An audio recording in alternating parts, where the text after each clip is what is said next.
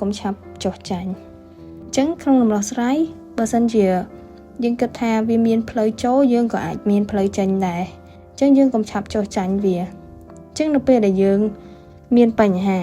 ហ្នឹងបើសិនជាយើងដឹងក៏យើងអាចរកដំណោះស្រាយវាដោះវាចេញបានដូចគ្នាដែរ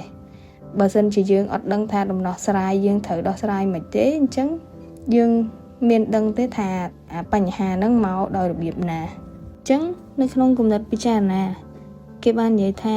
គ្មានការតស៊ូក្នុងឆាកជីវិតតែងតែអស់សង្ឃឹមនៅពេលដែលយើងជួបគ្រោះអាសន្ន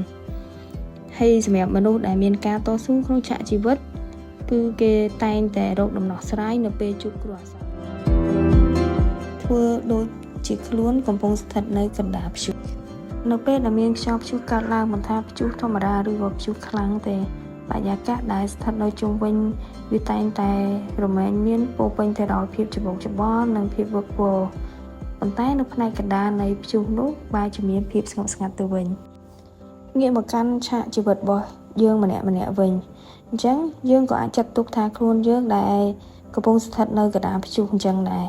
ប៉ុន្តែមិនមែនព្យុះធម្មតាទេវាជាព្យុះនៃជីវិតរបស់យើងអញ្ចឹងហើយ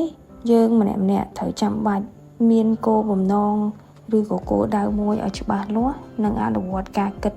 ឲ្យបានជាប់ជាប្រចាំឧទាហរណ៍ថាទៅលើការងា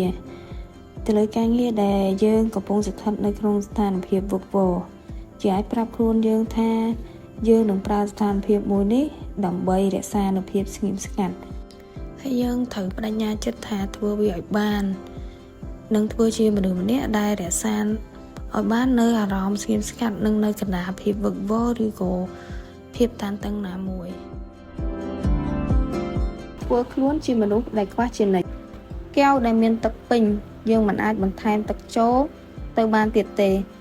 ទោះបីយើងចង់ថែមវាប៉ុណ្ណាក៏ទឹកនោះនៅតែហៀចេញមកក្រៅជានិច្ចអញ្ចឹងបើប្រៀបធៀបខ្លួនយើងបើសិនជាយើងគិតថាខ្លួនយើងឆ្លាតខ្លួនយើងចេះគ្រប់រឿងយើងមានសមត្ថភាពច្រើនយើងប្រកែជាងអ្នកដទៃនោះយើងនឹងមិនព្រមទទួលយកអ្វីមកក្នុងជីវិតយើងទៀតឡើយអញនិយាយបានថាទោះបីជាយើងឆ្លាតយ៉ាងណាក៏ដោយប៉ុន្តែយើងត្រូវតែធ្វើខ្លួនយើងនឹងឲ្យខ្វះជានិច្ចយើងអាចសាកល្បងបដូរខ្លួនឯងពីស្ថានភាពដែលយើងជាកែវដែលមានទឹកពេញទៅជាកែវដែលមានទឹកត្រឹមតែកន្លះកែវដើម្បីបើកទទួលយកនៅអ្វីៗដែលប្លែកនិងរឿងរ៉ាវជាច្រើនផ្សេងដែលយើងមិនធ្លាប់បានដឹងមកបន្ថែមនៅក្នុងកែវរបស់យើងជារៀងរាល់ថ្ងៃវានឹងធ្វើឲ្យយើងមានការគិតវែងឆ្ងាយយើងអាចនឹងចេះដឹងច្រើនជាងមុនបន្ថែមទៅទៀត